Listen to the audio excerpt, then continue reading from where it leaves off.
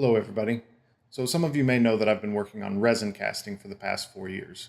If you've heard anybody talking about annealing resin or adding sugar to the investment, those were a few things that I've been talking about. I took all that research and turned it into a paper that I just presented at the 2018 Santa Fe Symposium. That paper is online and you can check the description for a link. If you're unfamiliar with the Santa Fe Symposium, this was the best technical conference I've ever been to. I will be going back every year from now on, and I highly recommend you do the same. I found 3 causes of defects when casting resin parts. Investment breakout is the first category. If you've ever tried to heat cure a part before, you'll notice that a lot of times you get some crazing, and especially towards the top of a ring shank, you'll get some cracking that occurs. The same thing happens in a flask. You invest a part, you put it in the oven at 350, and the residual stress literally bursts out. This causes a shear force and will break off any thin fins of investment. The solution to this is annealing. You slowly raise the temperature until that stress can safely work its way out. Boiling is a good way to remove any high or moderate levels of stress. This prepares most parts for casting. If you do have fine or delicate features, you need to do a full heat treatment bringing up to the glass transition temperature so that that stress can be fully removed. The next cause of defects is from an investment reaction. Free water in the flask will pull a chemical out of the resin parts, which affects the cure of gypsum. This leaves a weak shell surrounding the part that's easily damaged. This is especially bad on downward-facing surfaces, like the underside of a halo. The solution here is to pre-dilute that chemical. Again, using the boiling treatment, we can remove anything water-soluble prior to it entering the flask. Another added benefit of the boiling treatment is that it perfectly prepares parts for a full heat cure. If you want to do heat curing but have had trouble with cracking in the past, boiling it beforehand removes the high to moderate levels of stress that cause it to burst out at 350. And that brings us to the final category, which is ash. Ash is not as easy to solve. There isn't a simple, neat treatment I can give you that'll fully prevent ash. You can fully prevent it, but there's a lot of nuance. You have to understand how heat flows through the flask. You have to understand how ash is formed. This section of the paper you'll probably want to read through multiple times, and I could do a whole series of YouTube videos just dedicated to preventing ash, and I probably will at some point. The biggest takeaway I can give you right now is that you want all the water removed from the flask prior to ramping up to temperature. That means adding convection to the first stage of your burnout so that water can be removed more efficiently.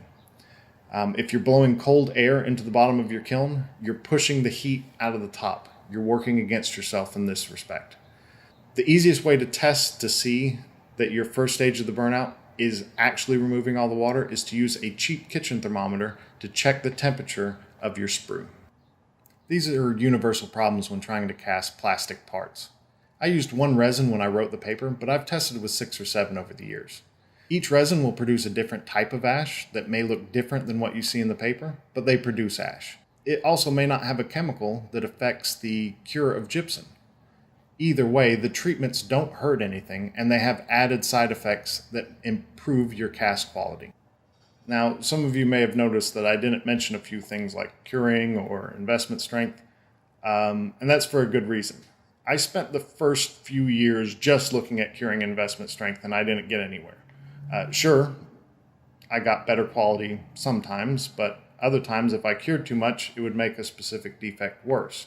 And then I could cast an uncured and aged part successfully. So the final nail in the coffin came when me and Shane Grabber at Maker Juice developed the stain test. This allowed us to see how well a part was cured before we cast it. And you couldn't correlate the results. Uncured did well, fully cured did not do well. It was a mess. So it was only when I quit looking at that I actually started discovering things and making progress. And that's what eventually turned out to be the paper. I don't expect you to take my word for it. The paper includes enough details for you to reproduce these things and see for yourself.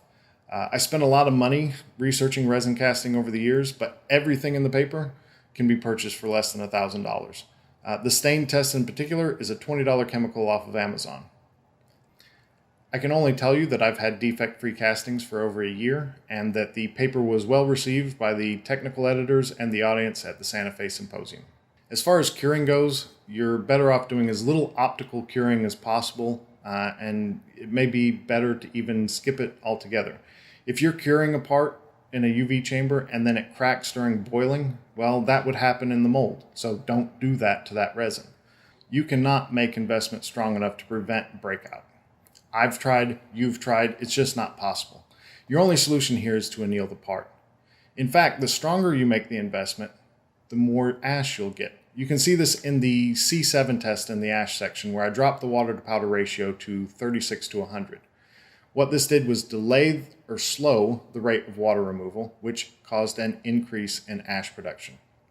And now for some frequently asked questions like, what oven do I recommend? What resin do I recommend? What powder do I recommend?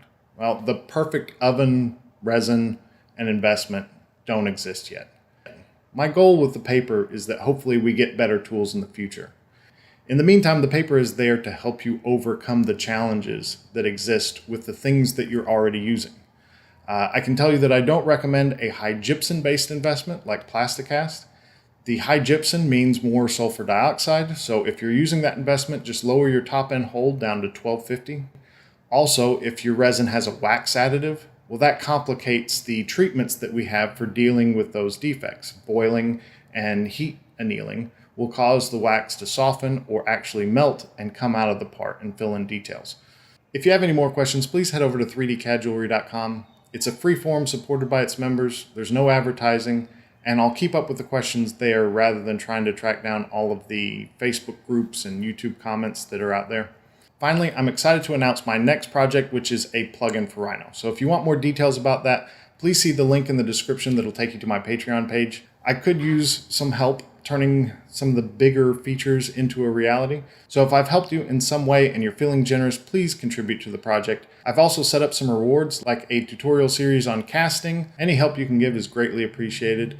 So stay tuned for more updates, and I will be talking to you soon. Bye.